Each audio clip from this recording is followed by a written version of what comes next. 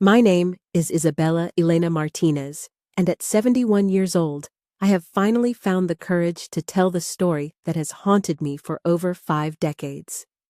As I sit in my study in Albuquerque, New Mexico, watching the winter snow dust the Sandia Mountains through my window, I am transported back to another winter in 1969, when I was 19 years old and learned that evil doesn't always announce itself with horns and pitchforks. Sometimes it arrives wearing designer clothes and speaking in honeyed tones that hide the poison beneath. This is the story of how I survived Victoria Castellanos, how I fought back against a master manipulator who nearly destroyed my family, and how I learned that justice, though sometimes delayed, will ultimately triumph over evil. Before I tell you about the darkness, let me paint you a picture of the light, our beautiful life, in Tucson's Barrio Libre, before Victoria entered our world like a cancer and tried to destroy everything my mother had built with her gentle hands and fierce love. Our house on Calle Esperanza was a modest adobe structure with thick walls that kept us cool in summer and warm during the crisp winter nights.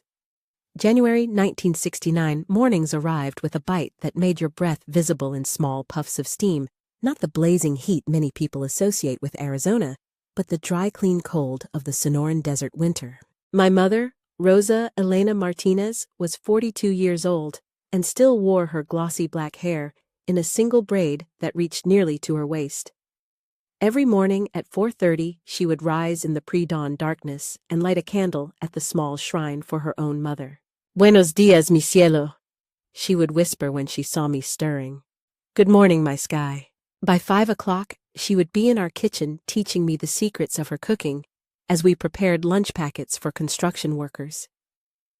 These weren't just meals, they were edible love letters, each one carefully crafted. "Feel this masa mija," she would say, guiding my hands. "It should be smooth like a baby's cheek. Too dry and the tortillas crack. Too wet and they tear. Listen, the dough will tell you when it's ready." We would make 50 packets daily, sometimes 70.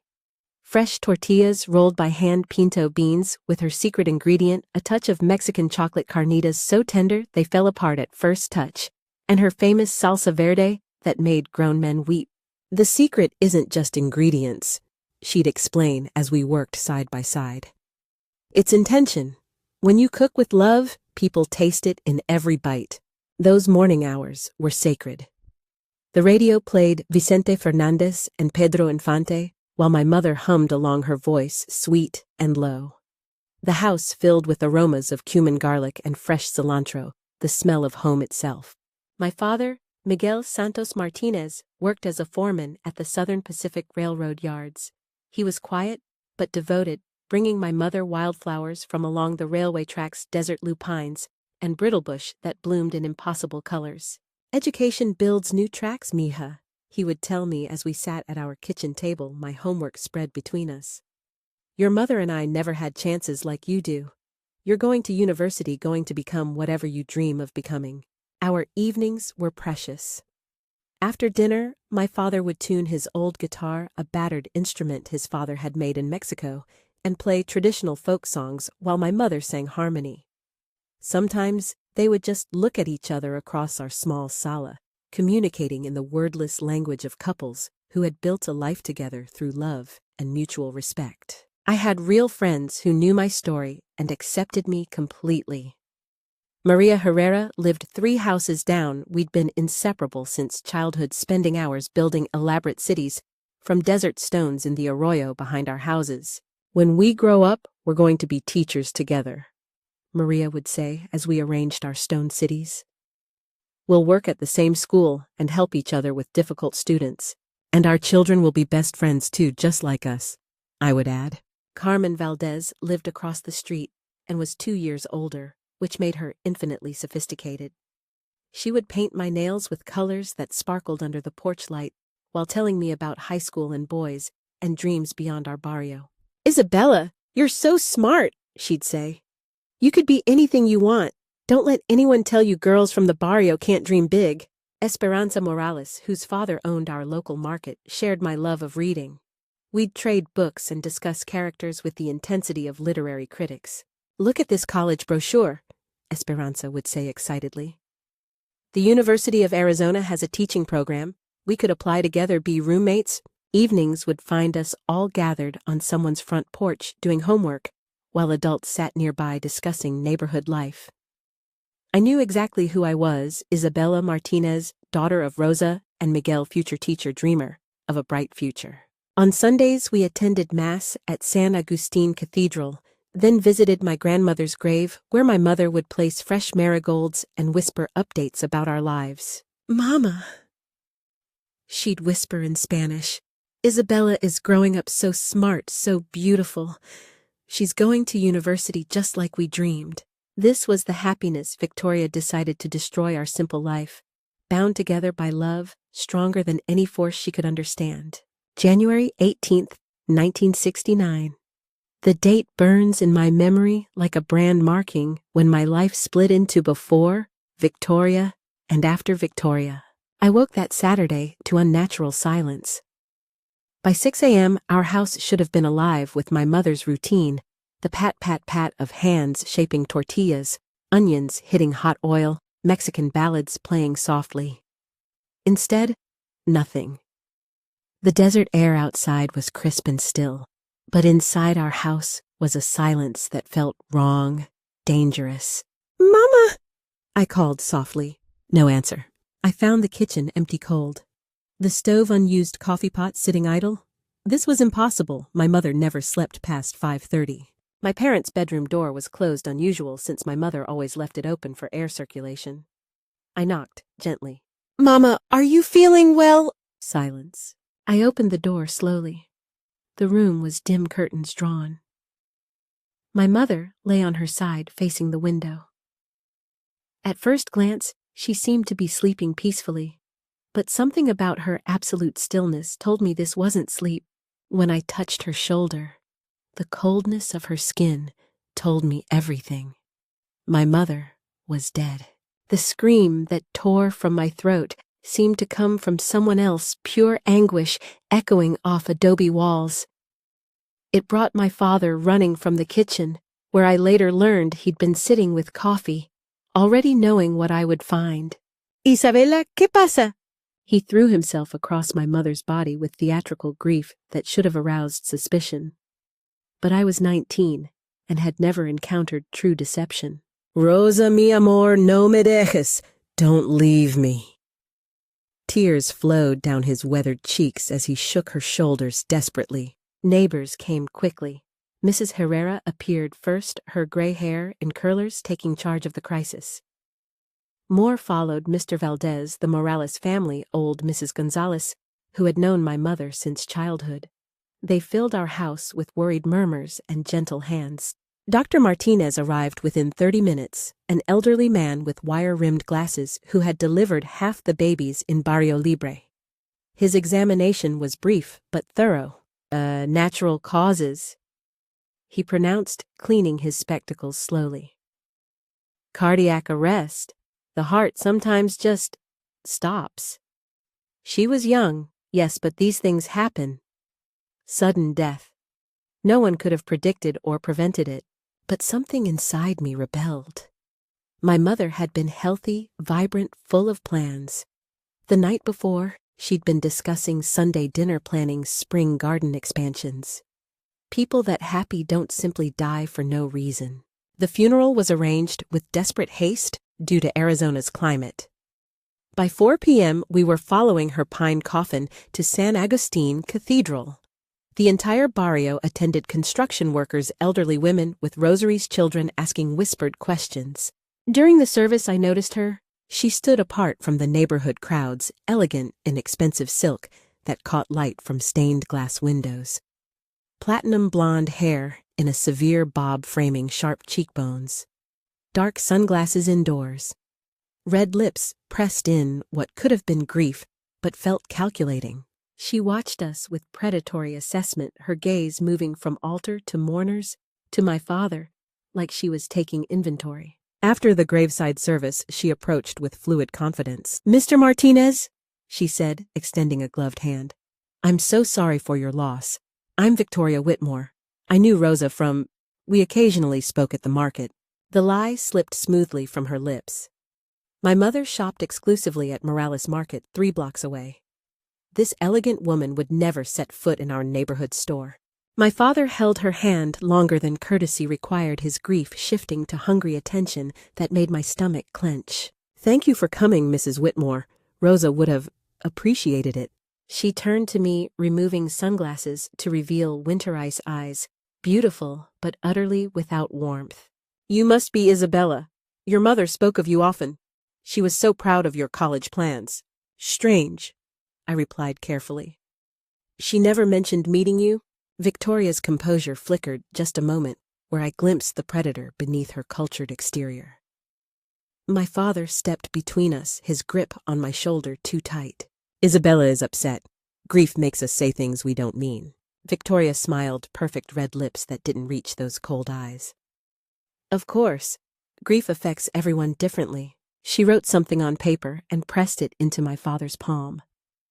Her phone number? At my mother's funeral. As she walked away, heels clicking on pavement, I made a decision I would discover who Victoria Whitmore really was and what connection she had to my mother's death. Because despite all evidence to the contrary, I knew in my bones that my mother had been murdered. 3 days after burying my mother, Victoria moved into our house as if she belonged there. I returned from a disastrous school day spent crying in bathroom stalls to find her directing men carrying expensive luggage through our front door. Leather suitcases that gleamed garment bags suggesting wardrobes worth more than my father earned in months. What is this? I demanded, books falling from my arms. My father emerged, looking like a stranger. Hair slicked with pomade, wearing a properly fitted shirt instead of his usual loose work clothes. Even his posture was different, straighter, more confident. Isabella, sit down. Victoria and I have something important to tell you.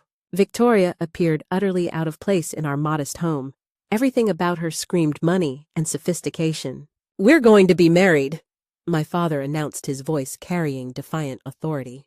The words hit like a physical blow. I staggered backward, the room spinning around me. Married mama's been dead for 3 days. I know how it looks, mija. But Victoria and we've known each other for some time.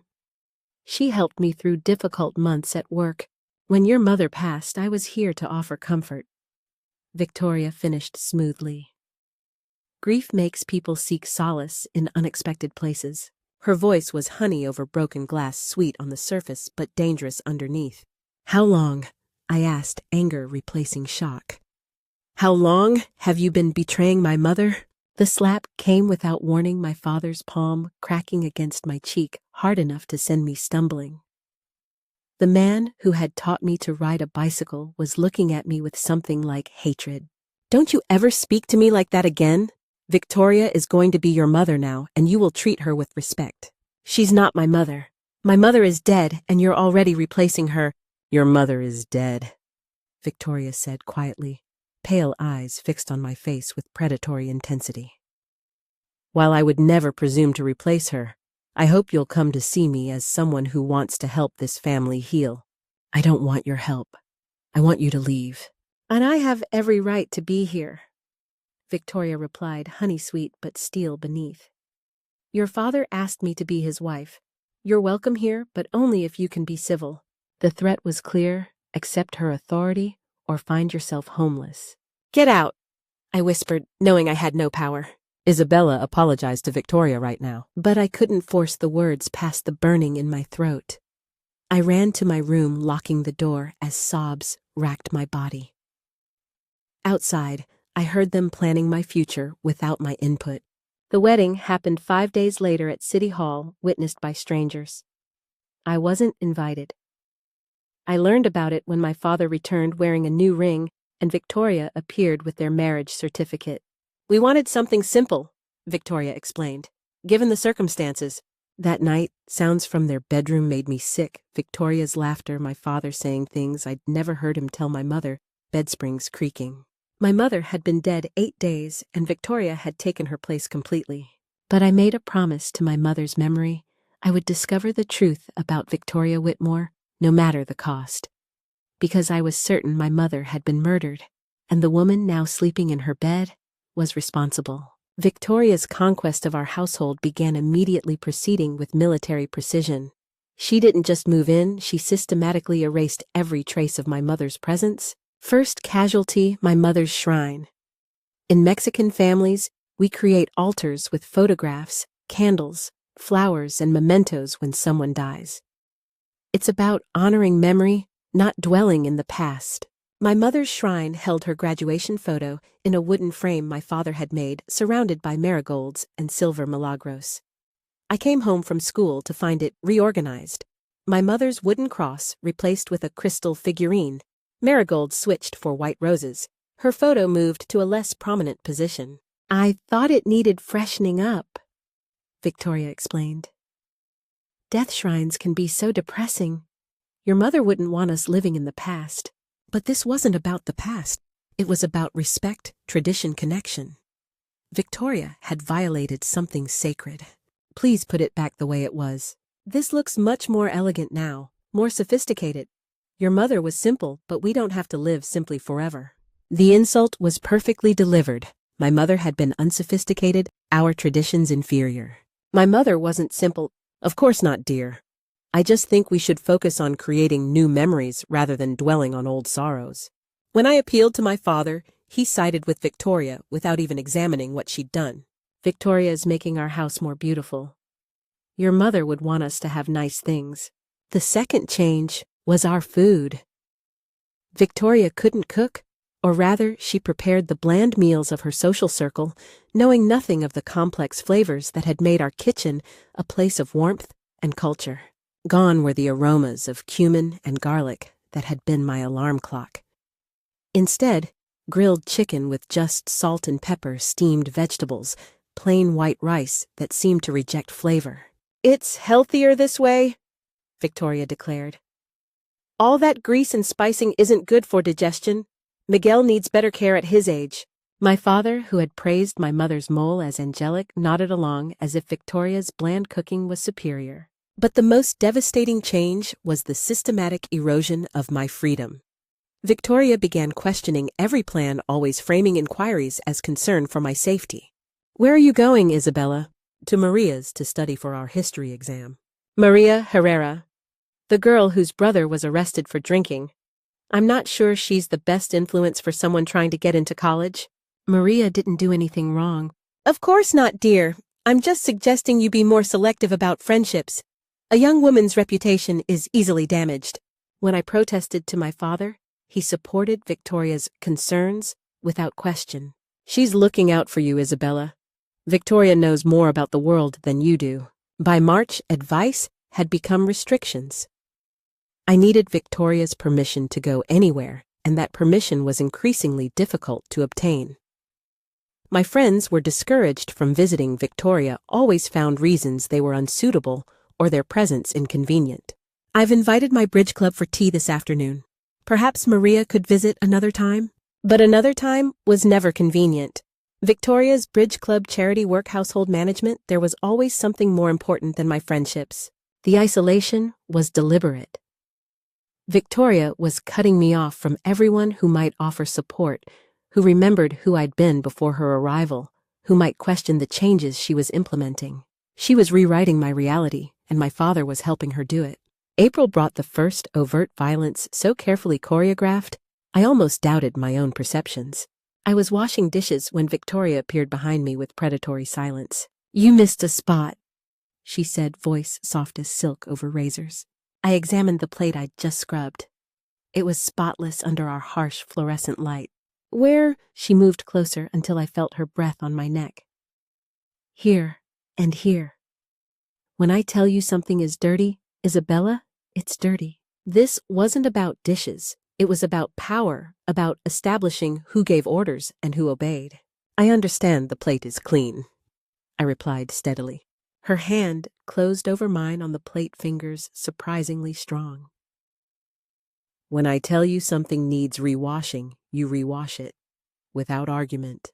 Her grip increased until the plate cracked with a sound like breaking bones.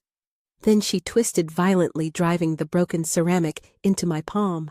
Pain exploded up my arm as blood dripped into dishwater. I gasped, trying to pull away, but Victoria held fast, her pale eyes drinking in my suffering. "Clumsy girl," she said loudly enough for my father to hear. "You need to be more careful with good dishes." My father appeared concerned. "What happened?" "Isabella cut herself on a broken plate," Victoria replied smoothly, voice heavy with maternal worry. "I warned her to be careful, but young people are always rushing." The lie was seamlessly delivered. Victoria was already wrapping my hand in a clean towel with theatrical efficiency. "Poor darling. These accidents happen when we don't focus. Miguel, could you get the first aid kit?" As my father left, Victoria whispered in my ear. "Kitchen accidents are common, Isabella. Sharp knives, hot stoves, broken glass, so many ways a careless girl could hurt herself. You should be much more careful." The threat was unmistakable. When my father returned, Victoria bandaged my hand with professional competence. "There, keep it clean and dry. Next time, pay better attention instead of daydreaming." From that night, I understood Victoria was capable of violence and would never be held accountable. My father saw only what she wanted, a caring stepmother helping a clumsy teenager. The accidents multiplied. I slipped in the bathroom because someone spilled water and forgot to mention it. I burned my arm on the stove because someone turned up the gas without warning. I fell down back steps because someone left a hose across the path in evening darkness. Each incident brought Victoria's concerned ministrations, gentle scolding about carelessness, worried suggestions to my father that perhaps grief was affecting me more than realized. "I'm concerned about Isabella Miguel. She seems so scattered lately. Perhaps trauma manifests in physical symptoms, clumsiness, poor judgment about safety." My father, who once could tell when I had a headache just by looking, bought every word of Victoria's narrative. In his eyes, I was becoming unreliable, accident-prone, possibly suffering psychological disorders, but physical violence was nothing compared to Victoria's most insidious campaign's systematic destruction of my relationship with my father, through lies so persistent they rewrote our shared reality. By late May, Victoria had begun her most devastating phase, poisoning my father's mind through carefully constructed lies that seemed more plausible than truth. She started with small distortions, reporting that I'd been rude when he wasn't around, that I'd refused household chores, made cruel comments about their marriage. "I don't want to trouble you with these things, Miguel," she'd say, voice heavy with manufactured sorrow. "Isabella is adjusting, and I understand it's difficult, but sometimes what she says, it's quite hurtful." She never specified exactly what I'd supposedly said, leaving his imagination to fill blanks with whatever seemed most believable. And my father, increasingly dependent on Victoria for comfort, always imagined the worst. "Isabella, I'm disappointed in you," became his constant refrain. "Victoria is trying so hard to make this family work, and you're making it impossible. She loves you, like her own daughter." When I protested, Innocent swore I'd never said those things. He'd shake his head with tired patience of someone dealing with a chronic liar. "Victoria has no reason to lie, Mia. She's protecting you by handling problems quietly. Show some appreciation for her discretion." I learned to apologize for crimes I hadn't committed. Each forced apology felt like swallowing poison, but facing my father's anger seemed worse. Victoria accepted apologies with gracious satisfaction, training me like a circus animal. Resistance brought punishment, submission earned temporary peace. In June, she escalated to physical sabotage. My belongings disappeared, first small things like pens, then significant items like books, and my mother's silver bracelet. "Maybe if you took better care of possessions, they wouldn't go missing," Victoria would sigh. "Your mother always said a messy room reflects a messy mind." Another lie, my mother had praised my organization. But Victoria delivered falsehoods with such conviction, I began doubting my own memories. She convinced my father to search my room for lost items, which somehow always turned up in impossible places. My mother's bracelet in Victoria's jewelry box. Isabella must have put it there by mistake. My favorite book in kitchen garbage. She threw it away during one of her episodes. Each discovery brought Victoria's disappointed sighs and my father's suspicious glances. I was becoming unreliable in his eyes, possibly suffering mental deterioration from grief. "Perhaps we should consider professional help," Victoria suggested. "These memory problems, mood swings, difficulty distinguishing reality could be signs of something serious." Professional help meant psychiatric hospitals' medications making me compliant doctors, believing Victoria's narrative of a troubled stepdaughter needing intensive treatment. The final blow came in July when Victoria presented irrefutable evidence of my moral corruption. I was studying when I heard her calling my father in shocked distress. "Miguel, you need to see this. I found it cleaning Isabella's room and I don't know what to say." She'd allegedly discovered a letter I'd written to Carlos Mendoza, a graduated classmate's sexually explicit content in crude language, making me sound desperate for male attention. "It's quite graphic, Miguel," Victoria whispered. "The language." I had no idea Isabella knew such words. When my father examined it, his voice filled with disgust. "This handwriting looks exactly like Isabella's. I compared it to her school papers." Victoria confirmed, sadly. "I'm sorry you had to learn about this side of your daughter." I burst from my room, face burning with shame for words I'd never written. "That's not mine, Papa, I swear on Mama's grave. I never wrote this."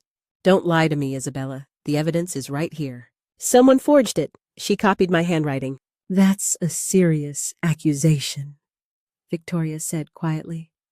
"Why would I do something so terrible?" Standing next to her composed dignity, I looked hysterical, desperate, exactly like someone caught in shameful behavior and lashing out. "Because you hate me. You want to turn Papa against me completely." "Miguel," Victoria said softly, "perhaps we should consider that professional help. These paranoid fantasies, inability to accept responsibility. I'm genuinely frightened." That night, my father locked me in my room for everyone's safety until I could stop these dangerous behaviors. Finally, understanding Victoria's full plan, complete destruction of who I was to create something broken and controllable, I made a decision that would change everything. I was going to fight back with everything I had. Victoria had underestimated my intelligence, determination, and capacity for strategic thinking. She assumed I'd be easy to break because I was young, grief-stricken, and isolated. She was about to learn how wrong she'd been. August brought escalation that pushed me beyond human endurance into pure survival mode. Victoria began final phase complete spirit destruction through systematic torture designed to either break me entirely or justify institutionalization. Her first weapon was sleep deprivation administered with medieval precision. She'd wake me at all hours for invented emergencies requiring immediate attention. Strange backyard noises at 2 a.m. that needed investigation. Urgent household chores that couldn't wait until morning.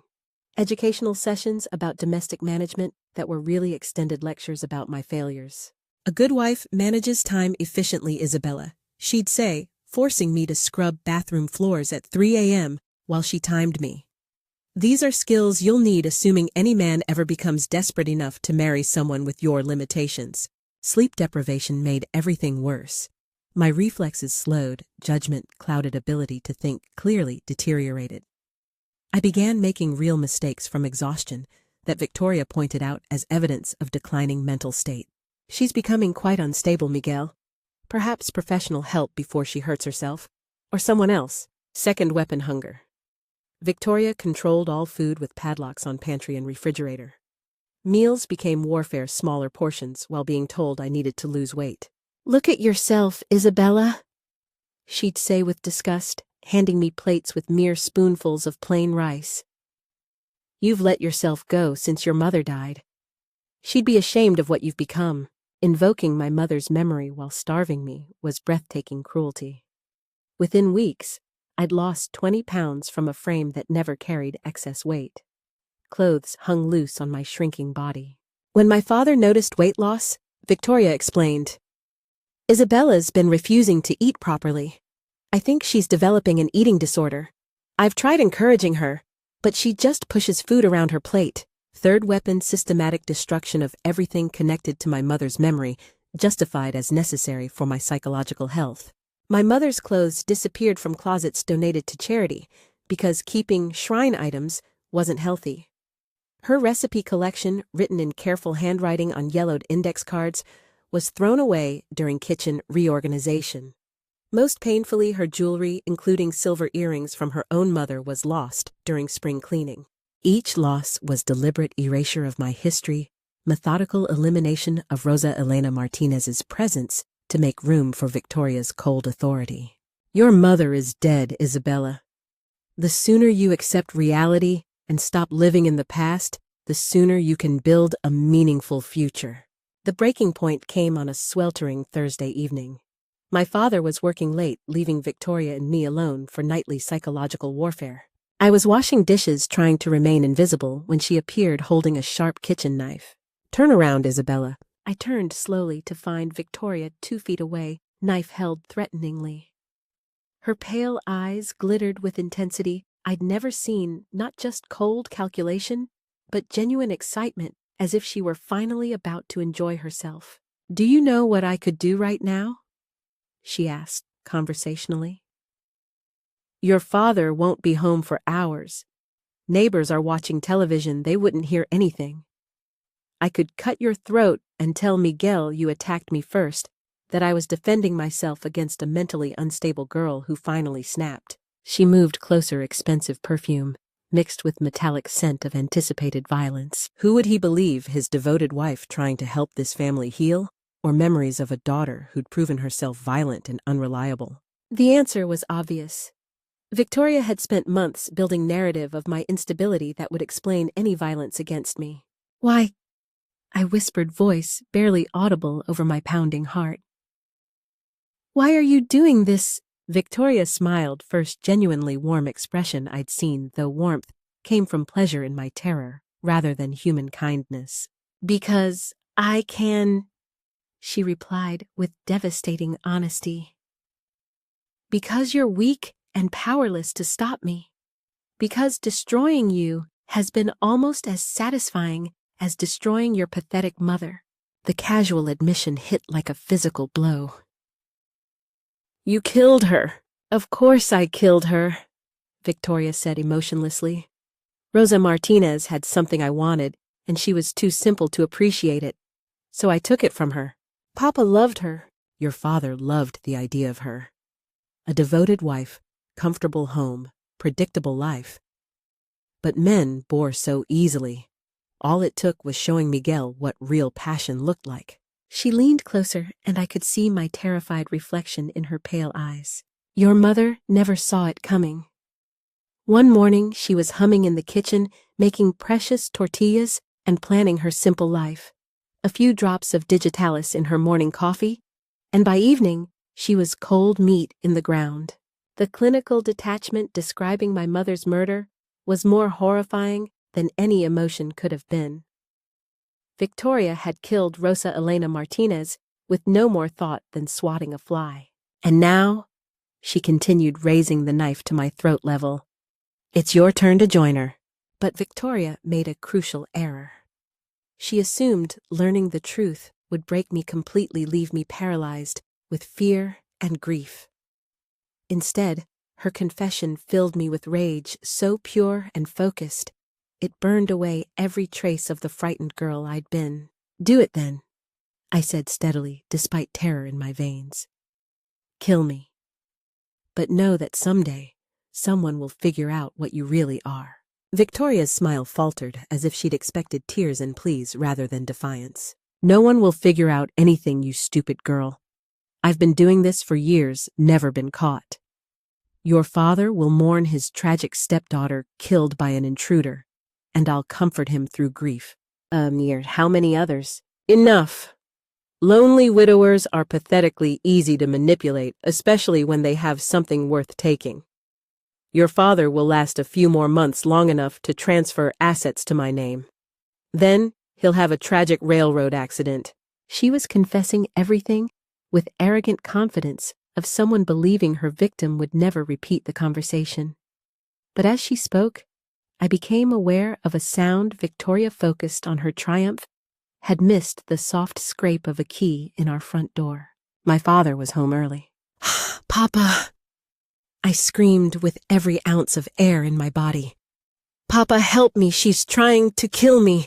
Victoria's eyes widened with shock, then narrowed with fury as she realized her mistake. She lunged forward with the knife, but I was already moving, throwing myself sideways as the blade whistled through air where my throat had been. I hit the floor hard, shoulder and elbow, cracking against tile with lightning bolts of pain. But I was alive, and I could hear my father's heavy footsteps running toward the kitchen as Victoria stood over me with knife raised for another strike. Miguel, Victoria called, voice instantly transforming from murderous rage to terrified victim. Thank God you're here. Isabella attacked me with a knife, but she'd waited too long to establish her cover story. My father burst through the doorway just as Victoria brought the blade down toward my chest, and for the first time in 8 months, he saw his wife clearly not as the refined woman she pretended to be, but as the cold-blooded killer she really was. Get away from her, he said quietly, voice carrying deadly authority I'd never heard before. Victoria froze, pale eyes darting between my father's face and the weapon as she calculated chances of salvaging the situation. Miguel, thank God. Isabella went completely mad. Grab this knife. I heard what she said, Victoria. I heard what you said. I heard all of it. The admission hit Victoria like a physical blow. For the first time since I'd known her, she looked genuinely afraid. How much did you hear? Enough! More than enough to understand what kind of woman I married and what really happened to my wife. Victoria tried every manipulation tactic she'd perfected: charm, seduction, threats, promises. But it was too late. The spell was broken, illusion shattered. My father had finally seen Victoria Castellanos clearly, and no amount of performance could restore his faith in her lies. Police arrived 20 minutes later, ending Victoria's reign of terror. As officers led her away in handcuffs, she turned back once. This isn't over, Isabella.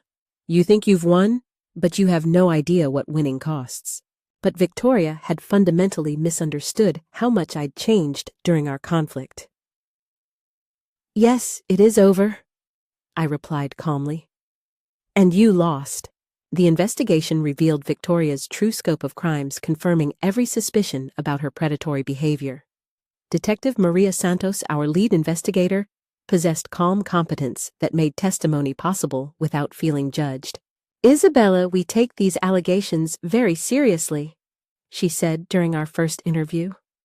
Domestic abuse involving psychological manipulation is often most difficult to prosecute because victims are conditioned to doubt their perceptions. But that doesn't make abuse less real. Detective Santos documented every aspect of Victoria's campaign: the accidents, systematic lies, deliberate isolation, escalating threats. She photographed injuries, recorded detailed testimony, interviewed neighbors who'd witnessed suspicious behavior.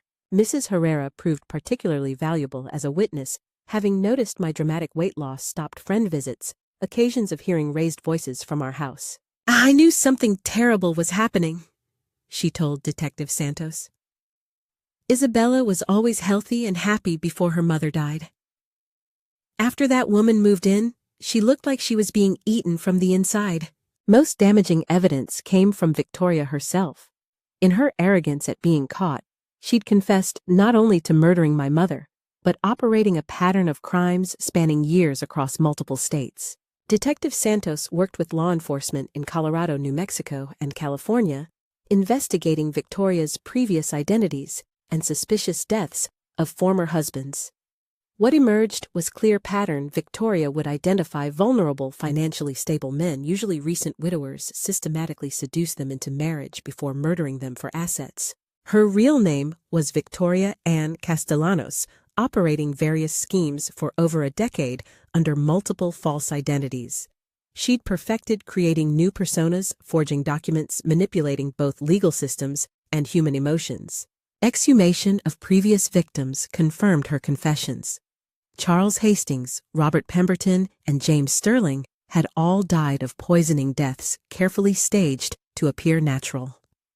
In each case, Victoria inherited substantial assets and disappeared within months. She's what we call a black widow killer, Detective Santos explained. Victoria is one of the most sophisticated examples we've encountered. She had patience to spend months establishing relationships before striking intelligence to vary methods, avoiding detection. Physical evidence was extensive. Searches revealed multiple false identities, detailed notes about victims' finances, and most horrifying, a collection of poisons accumulated over years of planning. Among her possessions, digitalis, that killed my mother, plus ricin botulinum toxin and other substances causing death while mimicking natural causes. She maintained detailed records of dosages and effects, treating murder with clinical precision. Most chilling was her notebook recording observations about each victim, including detailed plans for my father and me. Rosa Martinez. Eliminated. January 18, 1969, via digitalis in morning coffee. Subject experienced no suspicious symptoms, death appeared natural. Miguel Martinez, appropriately grief-stricken and vulnerable, ready for comfort. Asset transfer proceeding smoothly. Obstacle. Daughter Isabella, age 19, intelligent and suspicious. Requires careful management. Plan, systematic isolation and psychological destabilization, followed by institutionalization if cooperation cannot be achieved. Alternative, elimination disguised as suicide if subject proves too resistant. The casual, businesslike tone describing our family's destruction was more horrifying than any emotional display. Victoria had approached my mother's murder and my systematic torture with the same detached efficiency she might bring to household budgeting. The trial began November 1969. Walking into that courtroom facing Victoria again was among the most difficult things I'd ever done, but Detective Santos prepared me well. Remember, you're not on trial. You're a witness to crimes. Your job is simply telling truth about what happened.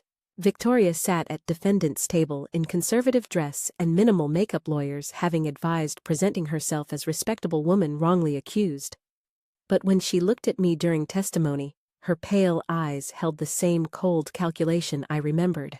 Her defense strategy was exactly what I'd expected, painting me as mentally unstable girl, whose grief led to paranoid delusions and false accusations against a stepmother who'd tried helping her. But prosecution had assembled too much evidence for that narrative to succeed. My testimony about systematic abuse confessions, both my father and I heard physical evidence of poison collection pattern of similar crimes in other states under different identities. It combined painting a picture of guilt so clear, no legal maneuvering could obscure it. When the verdict returned after 3 days guilty on all counts, including first-degree murder, with special circumstances, I felt vindication beyond personal satisfaction. Justice had been served not only for my father and me, but for all Victoria's victims who died believing they were loved by the woman systematically poisoning them. The judge sentenced Victoria Castellanos to life without parole, calling her crimes among the most calculated, cold-blooded, morally reprehensible acts this court has ever considered. As bailiffs led her away, Victoria turned back once with those emotionless, pale eyes. Her expression held no remorse, no regret, no acknowledgement of pain caused. If anything, she looked mildly annoyed, inconvenienced by being caught, rather than ashamed of her actions. "This isn't over, Isabella," she said quietly. "You think you've won, but you have no idea what winning costs." A final manipulation attempt designed to leave me paralyzed with fear for decades. But Victoria fundamentally misunderstood my transformation during our conflict. "Yes, it is over," I replied steadily. "And you lost everything. You'll die in prison knowing all your victims found justice." The years following Victoria's conviction were dedicated to healing and rebuilding what remained of our family. My father and I began the slow, difficult process of repairing our relationship after months of systematic manipulation. "Isabella," he said during one of our first real conversations after the trial, "I know nothing I say can undo what I allowed to happen. I was supposed to protect you from people like Victoria, and instead, I became her accomplice in hurting you." We had this conversation in our kitchen, the same room where Victoria had held a knife to my throat, but were slowly reclaiming every space as a place for healing rather than trauma. I loved your mother more than life itself, he continued, voice breaking. When she died, I thought I would die too. Victoria came along when I was most vulnerable, most desperate for someone to take away the pain. She knew exactly what to say to make me feel like I could be happy again. I listened without interruption, recognizing my father needed to speak these words as much as I needed to hear them. But that doesn't excuse what I did to you, he said, meeting my eyes directly. I chose to believe her lies instead of trusting my own daughter. I abandoned you when you needed me most, and I'll carry that shame for the rest of my life. I understand why you believed her, Papa. She was very good at what she did. But I need to know that if something like this ever happens again, you'll listen to me. Really listen. I swear to you on your mother's memory that I will never again let anyone turn me against you. Rebuilding our daily life required patience from both of us. We spent a weekend stripping away every trace of Victoria's influence. Her elegant furniture was donated or discarded. Her expensive clothes and cosmetics were disposed of without ceremony. Most importantly, we restored my mother's shrine to its proper place surrounding her photograph with fresh marigolds and lighting votive candles that would burn each evening as we remembered the woman whose love had shaped both our lives. She would be proud of you, Misha, my father said as we stood together looking at the restored shrine. Your mother always said you were the strongest person she knew. She would be proud of how you fought back, survived, made sure that woman couldn't hurt anyone else. I graduated high school in 1970 and enrolled at University of Arizona with new purpose forged in the crucible of my experience with Victoria. Instead of the education degree I'd originally planned, I found myself drawn to psychology, criminal justice, and law. I wanted to understand how predators like Victoria operated, how to recognize manipulation warning signs, how to help other victims find their voices and seek justice. After completing law school in 1976, I was hired as assistant district attorney in Tucson, beginning a 30-year career prosecuting domestic violence, elder abuse, and fraud cases.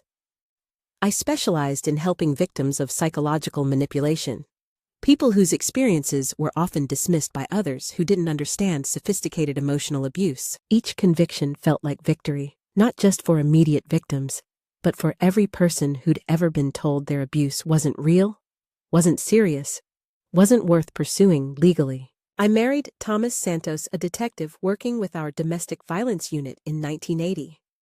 We had 3 children, Rosa Elena named for my mother, Miguel Thomas, and Patricia Isabel. All 3 grew up knowing our family's story, and all chose careers helping others: social work, law enforcement, and medicine. My father lived to see all his grandchildren born and to walk me down the aisle at my wedding.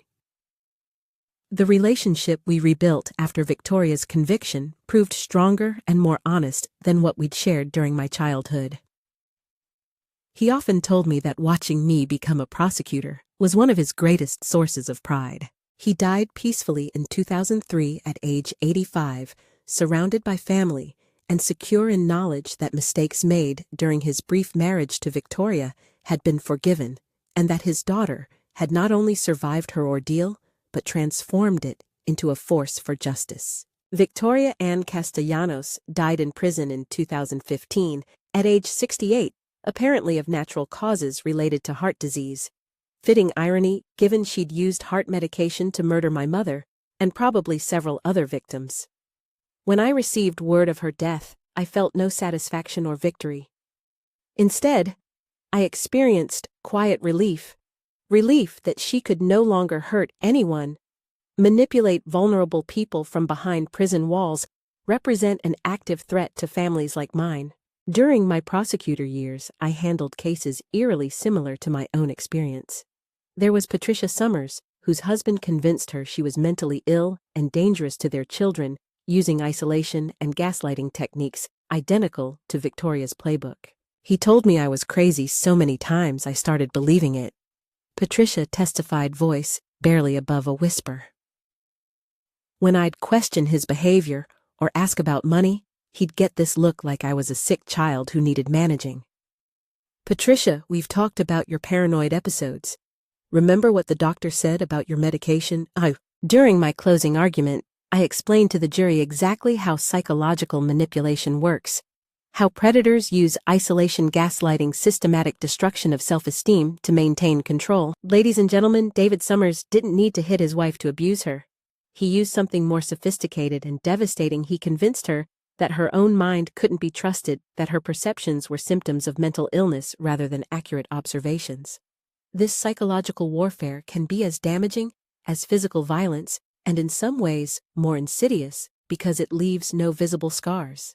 The jury returned guilty verdict after less than 2 hours. Patricia was able to rebuild her life with counseling and legal assistance, eventually remarrying and becoming an advocate for other psychological abuse survivors. Cases like Patricia's became my specialty. I developed reputation throughout Arizona as a prosecutor who could handle complex domestic violence cases others found too difficult. My conviction rate was among the state's highest, not because I was unwilling to accept plea bargains, but because I was extraordinarily thorough in preparing cases and helping victims find courage to testify. One technique I pioneered was using expert testimony about psychological manipulation to help juries understand why abuse victims often seemed confused, contradictory, or unreliable as witnesses. Many people had difficulty understanding why someone would stay with an abusive partner or fail to report crimes immediately. When someone has been systematically convinced their perceptions can't be trusted, I would explain to juries they may hesitate to report abuse because they've been conditioned to doubt their own experiences. This doesn't mean abuse didn't happen. It means the abuser was very good at psychological manipulation. Over my career, I estimate helping convict more than 300 people for various forms of domestic violence, elder abuse, and fraud. Each case was different in details, but underlying patterns were remarkably consistent. Predators identifying vulnerable targets, systematically isolating them from support networks, using psychological manipulation to maintain control while extracting whatever they wanted. My work also led to broader criminal justice reform involvement. I served on task forces developing new protocols for investigating domestic violence cases, helped train police officers to recognize psychological abuse signs, worked with legislators strengthening laws protecting vulnerable adults from financial exploitation. In 1985, I was promoted to Senior Deputy District Attorney with supervisory responsibility for the entire Special Victims Unit. This role allowed mentoring younger prosecutors beginning their victim advocacy careers, passing on not only legal knowledge, but hard-earned wisdom from personal experience with predatory behavior. Remember, I'd tell new attorneys working their first domestic violence cases, the defendant's lawyer will try making the victim look unreliable, unstable, or complicit in their own abuse. Your job is helping the jury understand these apparent inconsistencies are actually evidence of how effective the abuse was, not proof it didn't happen. My personal life during these years was quieter, but equally fulfilling. Thomas proved exactly the partner I needed, someone who understood my work's importance, supported my career ambitions, had done his own healing work around childhood trauma. We married in 1980 at San Agustin Cathedral, the same church where my mother's funeral had been held 11 years earlier. My father walked me down the aisle with tears in his eyes, and I knew somewhere Rosa Elena Martinez was smiling at the woman her daughter had become. Raising children while maintaining demanding prosecution career was challenging, but also gave me additional motivation to create a world where fewer children would experience trauma I'd endured. My father remained an important family part throughout his life, serving as devoted grandfather who never missed school, plays baseball games, or birthday parties. As I reflect on my 30-year prosecution career, I'm struck by how directly it grew from my experiences with Victoria Castellanos. Without the trauma she inflicted, I might never have developed the passion for justice guiding my professional choices. Without insights gained from surviving her psychological manipulation, I might never have been able to help other victims find their voices and seek accountability from their abusers. In a strange way, Victoria's attempt to destroy me ultimately created something more powerful than the naive 19-year-old she'd set out to break. She forged me into a weapon against people like herself. Someone who understood their tactics, recognized their patterns, was absolutely committed to stopping them from hurting anyone else. Now, at 71, I find myself reflecting on a life profoundly shaped by trauma, but ultimately defined by the choice to transform that trauma into purpose. Victoria Castellanos succeeded in murdering my mother and inflicting lasting psychological wounds, but she failed in her ultimate goal of destroying me completely. Instead, her attempt to break me forged me into something harder, more determined, and infinitely more dangerous to people like her than she could ever have anticipated. The frightened 19-year-old who cowered in her bedroom became a prosecutor who spent 3 decades putting predators where they belonged. My mother never lived to see me graduate from law school, never met her grandchildren, never knew her murder would ultimately be avenged through a lifetime of work protecting other families from similar tragedies. But I believe she knows these things now, would be proud of the woman I became and work accomplished in her memory. Victoria tried to erase my mother from our lives to replace her love with poisonous manipulation. She failed. Love like my mother's cannot be destroyed, counterfeited, or forgotten. It endures. And so in the end, do we. Isabella Elena Martinez Santos is now 71 years old and lives in Albuquerque, New Mexico. She retired from the prosecutor's office in 2006 after helping to convict over 300 domestic violence offenders. She has 3 children and 7 grandchildren. Victoria Ann Castellanos died in prison in 2015.